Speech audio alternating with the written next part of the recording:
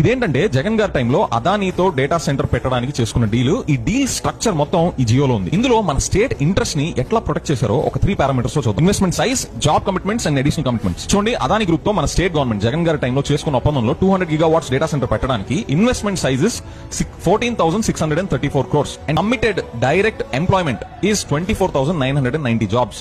25,000 jobs. మీరు అక్కడ గమనించండి, ఇండైరెక్ట్ జాబ్స్ కాదు, డైరెక్ట్ ఎంప్లాయ్మెంట్ 25,000 జాబ్స్ అని వాళ్ళు రిటర్న్ గా జియోలో డాక్యుమెంట్ చేసి వాళ్ళకి ఇన్సెంటివ్స్ ఇచ్చారు జగన్ గారి టైంలో. అదేంటి విజయ్, డేటా సెంటర్ తో 25,000 జాబ్స్ ఎక్కడ వస్తాయి, చెవులో పూలు పెడుతున్నాం అంటే yes, you are correct. Data centre ఒక్కదాంతో అన్ని జాబ్స్ రావు. కాబట్టి జగన్ గారు ఆ డీల్ ని ఎలా స్ట్రక్చర్ చేశారంటే, ఈ డేటా సెంటర్ తో పాటు మీకు ఇన్ని ఇన్సెంటివ్స్ ఇస్తున్నాం కాబట్టి మీరు IT business park, skill university and recreation centre ఇవన్నీ పెడితేనే, వాటితో పాటు మీరు 25,000 జాబ్స్ క్రియేట్ చేస్తేనే మీకు ఇన్సెంటివ్స్ అన్ని ఇస్తాము అని క్లియర్ గా డాక్యుమెంట్ చేసి లిఖిత పూర్వకంగా ఒప్పందంలో మెన్షన్ చేశారు ఇన్ ద జియో. ఇప్పుడు మన విజనరీ అని చెప్పుకునే సిబిఎన్ గారి దగ్గరకు వద్దాం. గూగుల్ తో 1 gigawatts డేటా సెంటర్ పెడుతున్నాము అని చెప్పి టమ్కి వేసుకున్నారు కదా సిబిఎన్ గారు.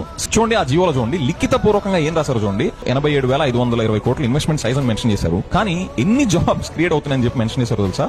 డైరెక్ట్ ఎంప్లాయ్మెంట్ గురించి చెప్పాలా, కనీసం ఆ ఇండైరెక్ట్ ఎంప్లాయ్మెంట్ జాబ్స్ ఎన్నో కూడా వాళ్ళు చెప్పలేకపోయారు. కానీ క్యాజువల్ గా మీడియా ఇంటరాక్షన్స్ లో లోకేష్ గారు చెప్పారు, ఏంటి, ఈ 1 gigawatts డేటా సెంటర్ వల్ల 1.8 lakhs అప్రాక్సిమేట్లీ జాబ్స్ క్రియేట్ అయ్యే పొటెన్షియల్ ఉంది. దీని వల్ల 25x మల్టీప్లైర్ ఎఫెక్ట్ క్రియేట్ అయింది అని కూడా చెప్పారు. అది ఎలా ఉందంటే, లాస్ట్ జగన్ గారి టైంలో 5 years లో 14 లక్షల కోట్లు అప్పు చేశారు అని ఎట్లాగైతే